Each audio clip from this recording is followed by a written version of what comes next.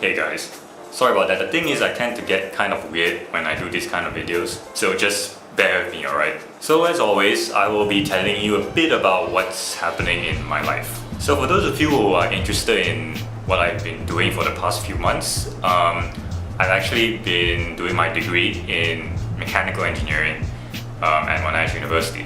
I've just finished my first year as well, and man, was that hectic. To those of you who are watching this video and who are still in high school and primary school, or what we Malaysians love to call sekolah kebangsaan and sekolah menengah kebangsaan, you are all in for a hell of an educational journey once you reach uni. And forget about books. Instead, you'll be spending most of your school days using this, which sounds good actually. But once you get to know the workload in uni, I think I'll just leave it at that and move on to the video now. So let's talk about photography, or rather how to improve on it. Now I know a lot of people like to take photographs and share them on social media, myself included. Whenever we see something interesting or something which catches our attention, that is when we decide to take a photo of it. But most people think just by taking a picture of something interesting, it automatically translates to a really nice and outstanding picture. But that is only a part of what makes a photo really stand out. Most of us don't know that it's actually possible to make our photos even better through something which we call composition. But what exactly is a photo composition? Is it an essay that you write on that photo in order to describe that photo? No. Photo composition is the way that you take the photo, the way you position the subject of the photo, or the angle of the camera which you use to take that particular photo, so on and so forth. And the best thing about photo composition is that you don't really need those type of expensive equipment such as a DSLR or a really expensive compact camera. Basically all you need is a device which is able to take photos.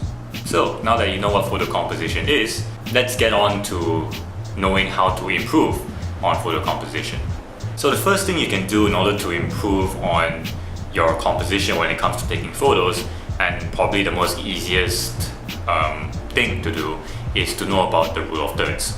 It essentially requires you to visualize both the horizontal and the vertical parts of the image to be split into three parts.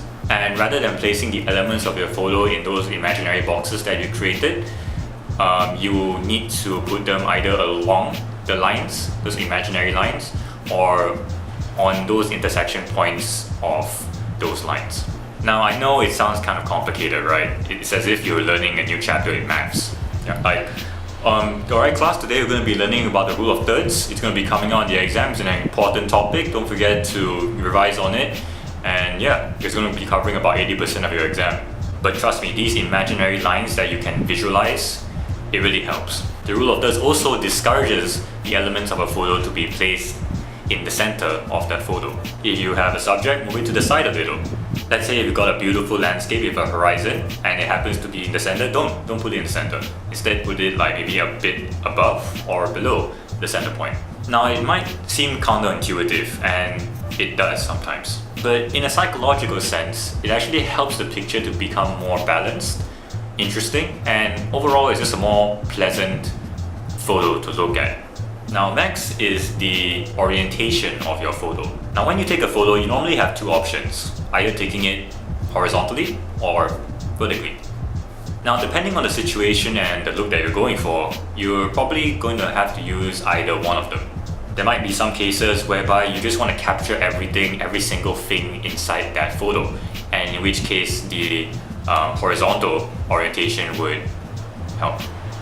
Or let's say you want to isolate a subject from the surroundings. In that case, then maybe a vertical orientation will help, because it kind of isolates, it kind of removes the sides of the image or anything that you don't want in the image, so that the focus is more towards whatever it is that you want to take. And this is pretty common in portraits, which is why it's most commonly known as a portrait orientation, where you want to, isolate the subject, which is probably yourself if you're doing a selfie, or someone else, a person.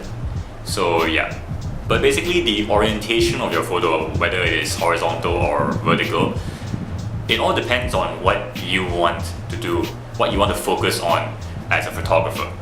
Alright, cool. And lastly, and what I believe is the most powerful thing to do in order to improve on photo composition is leading lines.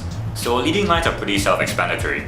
Basically, they are lines, regardless of being either straight lines or curved lines, which lead to your subject of the photo, or basically what you want the viewer to focus on in your photo. It is also the most challenging thing to achieve because it's very hard to find things in the world which lead towards your subject or your focal point. But when done correctly, it can really help to bring out the purpose of a photo. It can actually make things which aren't supposed to stand out in a photo to stand out in a photo. It is a very powerful compositing tool which, when mastered, can even bring an amateur photographer to much greater heights. Anyway, yep, that will be all from me. I'll probably see you all in a year or so, or till I'm free again and have maybe another idea for another video. But until then, this is Alvyn, signing off. See ya.